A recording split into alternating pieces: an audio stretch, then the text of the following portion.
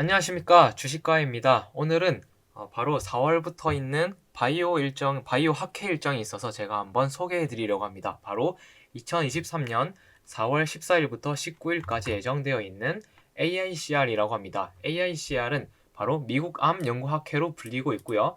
아스코와 에스모라는 이제 미국 임상 종양학회, 그리고 유럽 종양학회와 더불어 세계 3대 학회로 불리는 아주 권위가 높은 학회입니다. 여기서는 많은 의료 전문가 및 제약 바이오 기업들이 자신들의 연구 성과를 이제 내비치고 공유를 하는 자리인데요.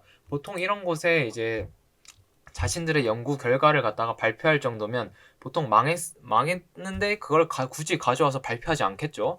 네, 보통은 좋은 연구 결과를 가지고 가기 때문에 보통 이런 학회에 참여하는 기업들에 대해서는 아무래도 기대감이 생기기 마련입니다. 특히 신약 개발 업체들 같은 경우에는 아무래도 실적이 안 받쳐주고 결국은 이 신약 개발이 돼서 이게 신약이 이제 상용화 되었을 때 그때부터 수익이 창출되기 때문에 미래의 가치를 가져와서 회사의 시가총액이 매겨집니다. 그렇기 때문에 아무래도 이제 회사의 이제 연구개발 속도와 연구 성과에 따라서 이제 회사의 밸류에이션이 달라진다. 결국 이게 일반 기업들의 실적 발표와 이 바이오 신약 개발 업체들의 학회 발표는 같다. 이렇게 생각을 할 수 있죠.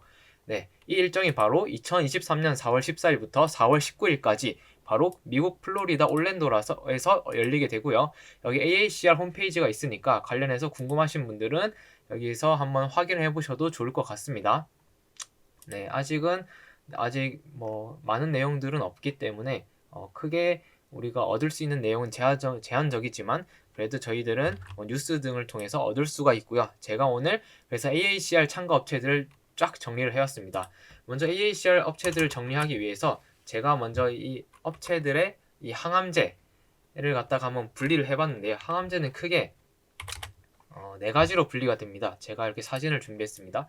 여기 현대해상에서 깔끔하게 정리를 해놨더라고요. 이 사진표를 보겠습니다. 이 표를 보시면 자, 먼저 항암제는 크게 1세대 화학항암제부터 4세대 대사항암제까지 나뉘게 되는데요.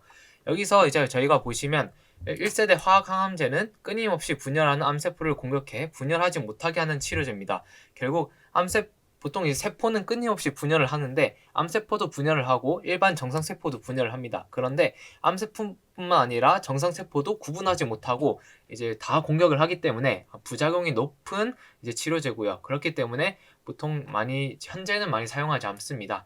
그 다음 이제 2세대 표적항암제인데요. 표적항암제는 바로 이제 암세포에서 많이 발현하는 특정 단백질, 유전자의 변화를 추적을 하고요. 그걸 표적으로 삼아서 이제 암세포만 이제 치료하는 치료제입니다. 하지만 이거 부작용은 많이 줄어들었으나 계속 쓸 경우에는 이제 내성이 생기어서 결국 다시 이제 암이 심각해지는 그런 부작용이 있습니다. 다음으로는 3세대 면역항암제인데요. 면역항암제 같은 경우에는 우리 몸의 면역력을 강화해서 암세포의 사멸을 유도하는 치료제로 결국 암세포보다 우리의 면역세포를 더 강하게 만드는 거죠. 그래서 암세포로 가는 그 영양소를 갖다가 차단을 하거나 이제 암세포의 성장을 방해합니다. 그렇기 때문에 표면적으로 접근할 수 있는 암에는 효과적이지만 고용암 같은 이제 암에는 치료 효과가 좀 미비하다는 단점이 있습니다. 마지막으로 4세대 대사항암제인데요. 대사항암제는 암세포에 영양을 공급하는 대사작용에 관여해 암세포의 에너지의 공급을 차단해 암세포를 굶겨 죽이는 치료제입니다. 즉 이제 암세포를 갖다가 특정할 수 있고요. 그 암세포로 가는 영양제를 갖다가 이제 차단을 합니다. 그렇기 때문에 암세포만 딱 골라서 죽일 수 있다는 장점이 있다. 그렇기 때문에 이런 대사항암제부터는 가격이 매우 비싸집니다. 부작용과 내성, 낮은 반응률 등이 기존 항암제의 단점을 보완하고 있지만 정말 비싼 게 큰 단점이다.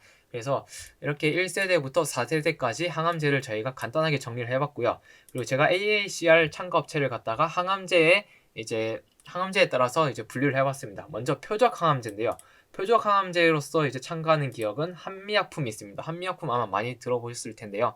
한미약품은 이제 국내 업체들 중에서 가장 많은 7건의 연구 결과를 발표할 예정입니다. 아무래도 회사 시가총액이 크기 때문에 많은 연구 결과를 발표할 걸로 예상이 되고요. 인터루킨 2와 카스와 변이표적 이중항체 등 다양한 기전에 대한 결과와 이제 면역 항암 혁신 신약으로 개발 중인 이제 랩스 IL2 이제 아날로그 등 연구 과제를 포스터로 공개한다고 합니다.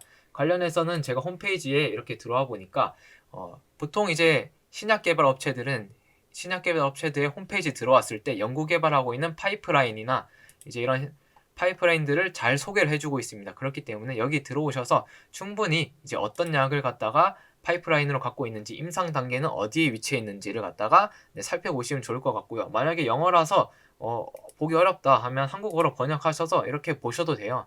네, 크롬이 잘 돼 있기 때문에 이렇게 해서 이 파이프라인이 어떤 내용인지 한번 쭉 살펴보셔도 좋을 것 같습니다. 이렇게 해서 먼저 한미약품을 살펴봤고요. 다음은 HLB입니다. HLB는 이제 미국의 자회사가 있는데 바로 엘레바 테라퓨틱스라는 회사입니다. 이 회사에서 표적 감염제인 리보세라님에 대한 연구 결과를 선보일 예정인데요.